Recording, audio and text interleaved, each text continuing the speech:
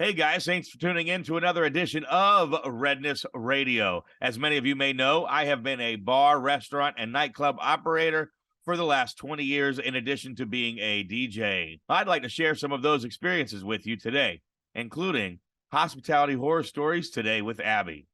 Let's turn the pages of the Doorman Dossier with Chad and Brian. And let's go to the back of the house for a confessional with Chef JD. Boo! Did I scare you? Hospitality horror stories. Hi guys, this is Abby with DJ Redness Radio, and I'm here with O'Shea TV, what's poppin'? So, can you tell me your worst experience or craziest experience while you've been in a bar or a restaurant or a club? Okay, so I'm real chill, so do you mind if I tell you one of my friends' stories? Yeah. Alright, so for one of my homies, they actually got into it with the bartender. They thought that they shoved him because the way they served him the drink, right? And then they shoved him back, his girl shoved him as well, right? And the next thing you know, they're dancing, and then they get snatched up by the one of the bouncers. And then once he snatched him up, I'm seeing it, I'm like, oh damn, like he legit lifted him up. And then after that, his girl started swinging. It's like almost like damn near like a brawl because another bouncer had to pop in. And then they had to carry him, put him in a full Nelson. And then that next thing you know, it was like fist swinging. I got pushed, my chain got grabbed and got snatched. Like it was back and forth. It was crazy. But other than that, like some blood was shed. Definitely, cops pulled up, and that was about it. Yeah. Tampa, let's get it. Scare you? Hospitality horror stories. And I'm here with. Antoine the Great. So, can you tell us your craziest or worst experience in the bar or club? So listen, this is a while back, so please don't judge me. I want to say maybe this was roughly about 2-3 years ago. I was chilling with my brother, having a great dandy old time. And you know how guys will be spending their time and that little testosterone boiling in their chest, but they can't look at no girl, they just want to be all tough guys. So, you know, I'm chilling, I'm hanging out. I seen a girl that I wanted to holler at, right? Talked to her for a little second, but this dude bumped my shoulder. Mind you, it's a little dark, and you know, I'm a little tipsy, I'm feeling myself. I'm strapping and looking like having that shit on. Mind you, the dude that I get in the altercation with that I just bumped into, mind you, I can't see the dude at all. It's a little dark area. So I say, what's up, nigga, you straight? Just to find out the nigga security. That nigga say, hey, come, like he contacts his other boy, come here. So now, I done bit something more than I could chew. So now, like I told you, testosterone in my chest. I'm like, yo, what's up? But in the back of my head, I said, fuck. So my brother's running because he already see what's going on. He's reading the room, and we're going to leave it at that. And I'm here with. Antoine Robinson. And we are going to ask Antoine what his craziest restaurant, bar, or club experience is. Restaurant. So we order our food, she drops off the food and never comes back. And she's like sitting in a booth behind us on the phone texting. And so like every time we like, hey, like we need something, she comes with an attitude like we were in the wrong. So not only are you chilling on the phone behind us, but like you don't even want to do nothing besides the food.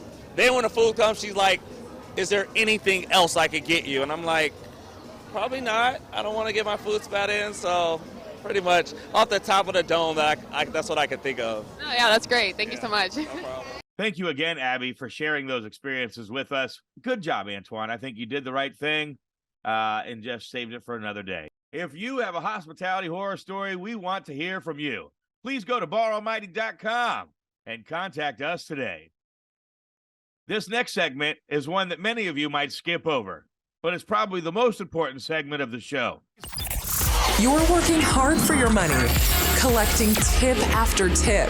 Why not invest those tips into your financial future? This is Tips for Tips. Last week, we talked about the fundamentals of investing a little bit and making sure you pay attention to your financial future because no one else is paying attention for you. Today, I want to talk to you a little bit about what an ETF is. ETF stands for Exchange Traded Funds. It's a pooled class of investment securities, and they function similar to a mutual fund. We'll go over that at another time. But unlike mutual funds, ETFs can be bought and sold on the stock exchange the same way a regular stock can. One example of the ETF is the SPY, which is the S&P 500. How does an ETF work? Well, there's a fund manager that controls those funds and invests them on your behalf. They have ETFs across many different sectors, including energy, healthcare, financial, even hospitality. So focus on what it is that you think you might want to invest in, what you might want to follow, and just get started. Even if it's only $25 a week, you spend that on lotto tickets every day. Remember, it's not financial advice. You're working hard for your money, collecting tip after tip. Why not invest those tips into your financial future? It's the Redness Radio Show with your host, DJ Redness. Doorman Dossier. So one of the biggest stories that I've dealt with over the years with a bad customer, I had a particular, his name was James actually. So he came in the club one night and he started buying everybody rounds, you know. So off top you think that's gonna be a good customer, you know, but not really. So as soon as he buys everybody rounds, everybody he bought rounds for, he wanted to attack them. Like personally, like say, oh man, you ain't shit, fuck you, you know, come up. So what that did was the people who he bought rounds, it upset a lot of people. So although he spent a lot of money in the club, he had 20 or 30 people that just wanted to beat his ass. So, you know, we try to ask him nicely to get out, and of course the first thing he said, man, I've spent thousands of dollars here, I deserve to be treated better.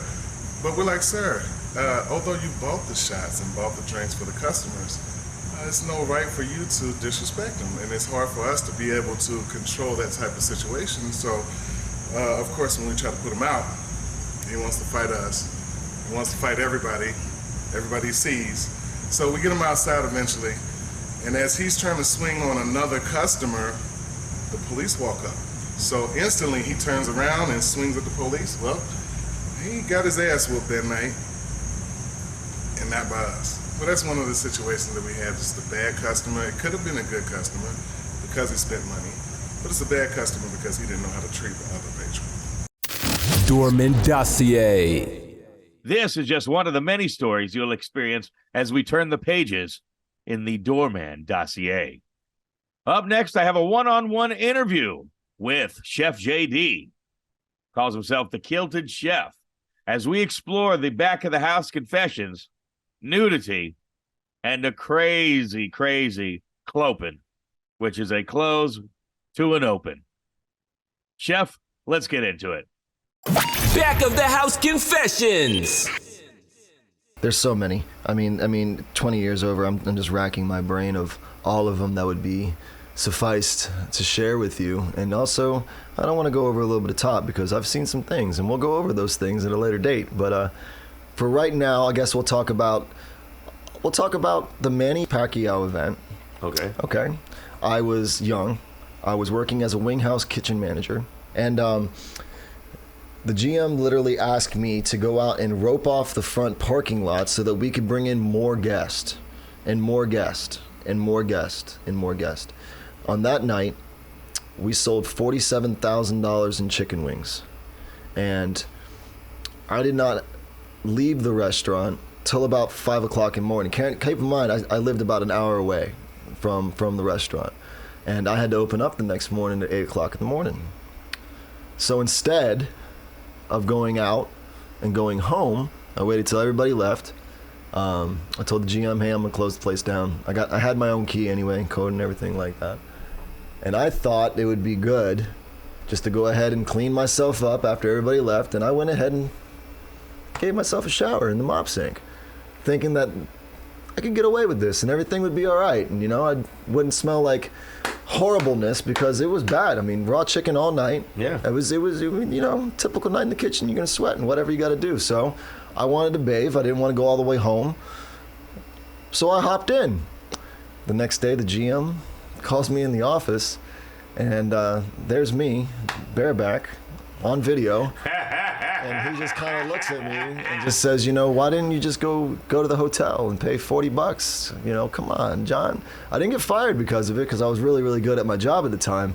But yeah, sometimes you just gotta, wait till everybody kind of, takes off. And Got to make sure I'm clean. I am so glad you shared that with me. I'm just saying, man. What a great kitchen confession. Just thought I'd open it up with a little, little teaser.